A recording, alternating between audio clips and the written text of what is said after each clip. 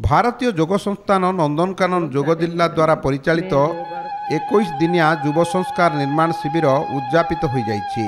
एही शिविर में 50 जनर ऊर्ध्व छात्र छात्री आसन प्राणायाम और ध्यानर शिक्षा दीर्घ 21 दिन धरी ग्रहण करथिले। प्रत्येक दिन छात्र छात्री मानकर व्यवहार और दिनचर्यार किपरि परिवर्तन घटिथिला ताहा अभिभावक माने सभारे परिप्रकाश करथिले, जहा उपस्थित अतिथि और दर्शक माननकु अभिभूत करथिला।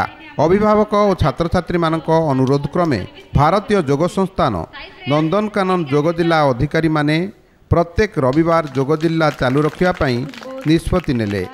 ए उद्यापनी सभारे भुवनेश्वर अतिरिक्त उपजिल्लापाल मुख्य अतिथि भाव में योगदान करी छात्र छात्री मानक पई योग और नीति शिक्षा अपरिहार्य बोली मतव्यक्त करने सहित भारतीय योग संस्थान कार्य को भूयसी प्रशंसा करथिले।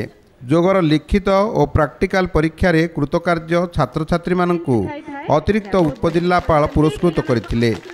श्री सुरेश कुमार महापात्र ओडिशा प्रांत प्रधान, श्री अक्षय कुमार स्वाई प्रांत संगठक मंत्री, श्री एम रामया रेड्डी प्रांत सदस्य पिलामानंक पई योग केते उपादेय ताहा बुझाई कहिथिले। श्री काशीनाथ पंडा क्षेत्र प्रधान स्वागत भाषण देइथिले। एथि सहित श्री हृषिकेश बेहेरा जिला संगठक मंत्री धन्यवाद अर्पण करथिबा बेले डॉक्टर जयलक्ष्मी सामल जिला मंत्री सभा परिचालना करथिले। जो 21 दिन धरी आमर योग तालीम कार्यक्रम पिलामानक पई चलीथिला, जहाको आमे युव संस्कार निर्माण शिविर बोली कहूछु। आमर एठी प्राय 50 रु ऊर्ध्व पिला माने योगदान करी विभिन्न प्रकार आसन प्राणायाम अभ्यास करथिले।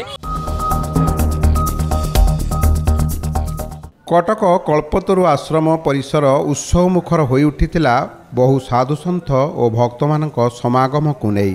प्रभातरु नामाचार्य श्री श्री बाया बाबा पूजार्चनारू आरंभ होइथिला उत्सव।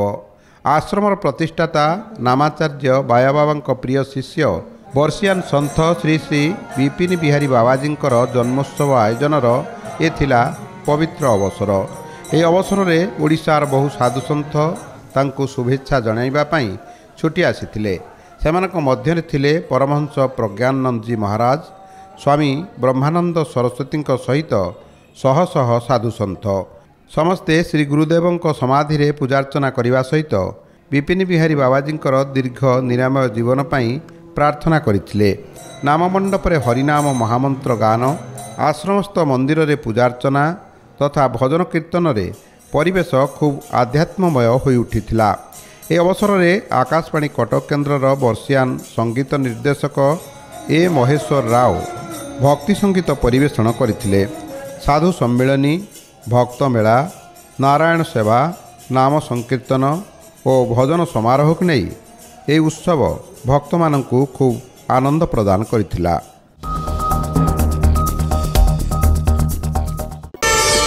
प्रार्थना आम आनंदर उत्सव।